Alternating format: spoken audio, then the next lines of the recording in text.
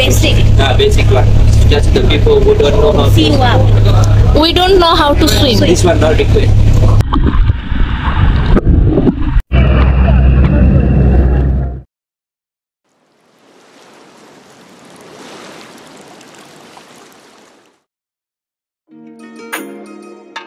High everyone, ফুডস্টেপসের নতুন ভিডিওতে আপনাদেরকে স্বাগতম। আজ আমি গতানুগতিক কোনো ট্রাভেল ব্লগ আপনাদের সাথে শেয়ার করব না, কারণ আজ আমি শেয়ার করতে যাচ্ছি স্কুবা ডাইভ নিয়ে আমার সম্পূর্ণ ব্যক্তিগত একটি অভিজ্ঞতা। আপনারা হয়তো অনেকেই আমার সাথে একমত নাও হতে পারেন, তবে আমি মনে করছি ব্যাপারটি আপনাদের সাথে শেয়ার করা প্রয়োজন। তো চলুন আর কথা না বাড়িয়ে মূল ভিডিওটি শুরু করা যাক। আমি যখন থেকেই থাইল্যান্ডে যাওয়ার প্ল্যান করেছিলাম তখন থেকেই আমি স্কুবা ডাইভ নিয়ে বেশ এক্সাইটেড ছিলাম। আমি বেশ অনেকগুলো ট্রাভেল ব্লগ দেখেছি, অভিজ্ঞদের জিজ্ঞাসা করেছি যে সাঁতার না জানলে কোনো সমস্যা আছে কিনা। সবাই আমাকে মোটামুটি একই কথা বলেছে যে স্কুবা ডাইভ করতে সাঁতার জানার কোনোই প্রয়োজন নেই। We don't know how to swim. This one not required. This one not required for swimming. The basic one. আর তাই সাঁতার না জানা সত্ত্বেও আমি বেশ কনফিডেন্ট ছিলাম যে আমি পারবই। তো ফিফি আইল্যান্ডে স্কুবা ডাইভ করব বলে আমি সিদ্ধান্ত নিই এবং সেই মোতাবেক ট্যুর গাইডের সাথে যোগাযোগ করি। We have snorkeling like this picture. This program we do snorkeling at the national park with a smaller boat. This program we have to pay extra charge 400 baht each for the park fee. Just for the park we pay 400. Boat equipment we provide for free.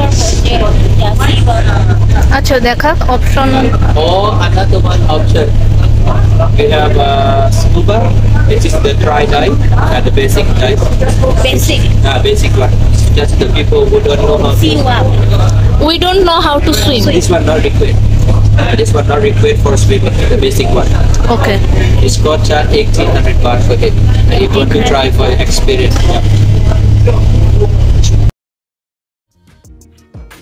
ভুলটি আমি এখানেই করে ফেললাম। 1800 বাত অর্থাৎ প্রায় 6000 টাকা দিয়ে scuba dive না করে আমরা যদি 400 বাত অর্থাৎ প্রায় 1300 টাকা দিয়ে স্নরকেলিং করতাম, সেটাই হতো আমাদের জন্য সঠিক সিদ্ধান্ত। কেন জানেন? তাহলে শুনুন, বলছি। Asthma, you understand asthma, right? Asthma. Problem with the breathing? No. Asthma? No. Yes, asthma. You have been hospital for surgery direct? No. What?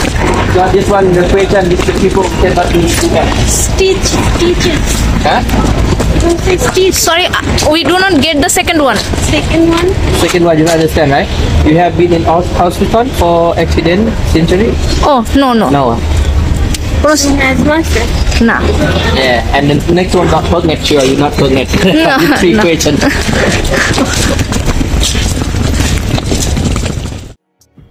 অর্থাৎ স্কুবা ডাইভিং করতে হলে আপনাকে 3টি বিষয়ে সতর্কতা অবলম্বন করতে হবে।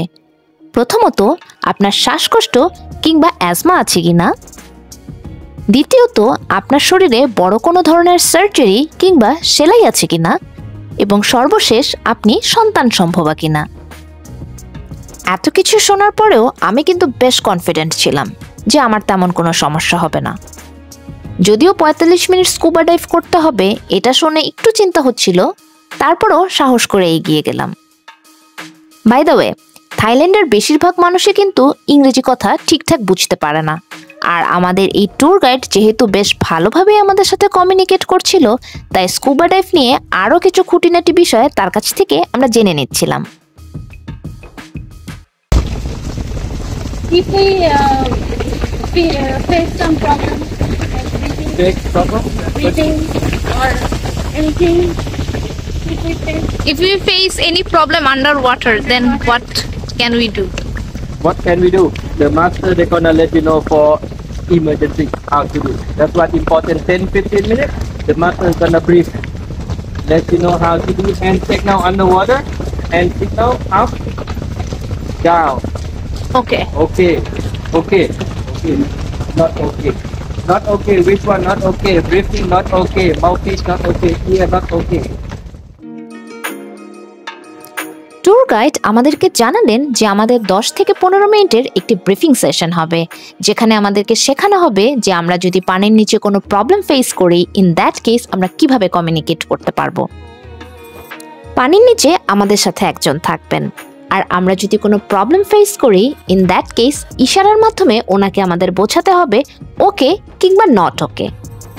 যদি ওকে হয়, ইন দ্যাট কেস তো কোনো সমস্যা নেই, কিন্তু যদি আমাদের মুখে পানি চলে আসে কিংবা আমাদের ব্রিদিংয়ে সমস্যা হয় কিংবা পানি ঢুকে যায়, তাহলে আমরা নট ওকে সিগন্যাল দিব, আর তখনই উনি আমাদেরকে পানির ওপরে নিয়ে আসবেন।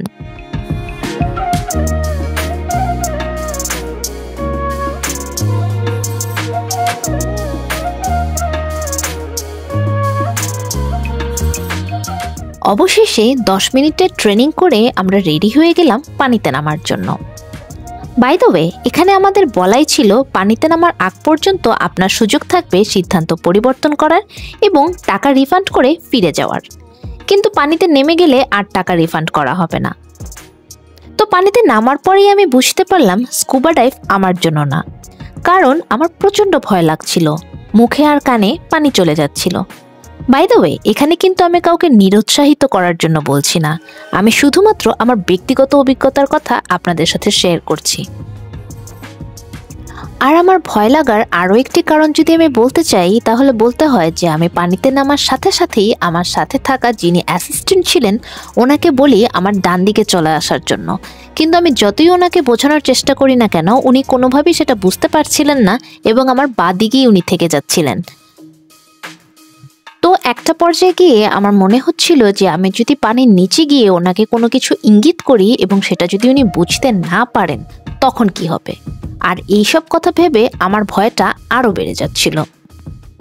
মোট কথা আমি এটাই বোঝাতে চাচ্ছি যে হয়তো স্কুবা ডাইভিংয়ের সাথে সাঁতার জানা কিংবা না জানার কোনো সম্পর্ক নেই, তবে যদি আপনারা পানিতে নেমে ভয় পেয়ে যান, সেটা কিন্তু অবশ্যই চিন্তার বিষয়।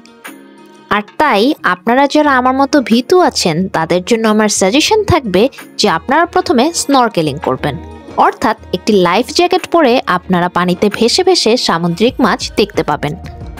যখন স্নরকেলিং করে আপনাদের খানিকটা সাহস হয়ে যাবে, তখন আপনারা করতে পারেন সি ওয়াক। সি ওয়াক হচ্ছে আপনারা অল্প পানির মধ্যে হেঁটে হেঁটে সামুদ্রিক প্রাণী দেখতে পাবেন। আর সি ওয়াক করে যখন আপনার সাহস আরও একটু বেড়ে যাবে, তখনই আপনার উচিত স্কুবা ডাইভ করা। বাই দ্য ওয়ে, আমি কিন্তু আবারও বলছি, এটা সম্পূর্ণই আমার ব্যক্তিগত অভিজ্ঞতা। আপনারা অনেকেই হয়তো প্রথমবারই সাকসেসফুলি স্কুবা ডাইভ করতে পারেন। আমি কিন্তু সে বিষয়ে একবারও দ্বিমত পোষণ করছি না, আমি শুধুমাত্র আমার ব্যক্তিগত অভিজ্ঞতাটাই আপনাদের সাথে শেয়ার করতে যাচ্ছি, যেন প্রথমবার যারা স্কুবা ডাইভ করতে যাচ্ছেন তারা বিষয়গুলো মাথায় রাখতে পারেন।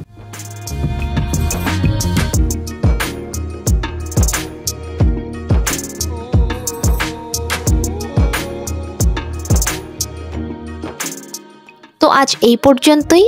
সবাই ভালো থাকবেন, সুস্থ থাকবেন, আর আমার চ্যানেলটি যদি এখনো সাবস্ক্রাইব করে না থাকেন, তাহলে অবশ্যই আমার চ্যানেলটি সাবস্ক্রাইব করবেন। Happy travelling.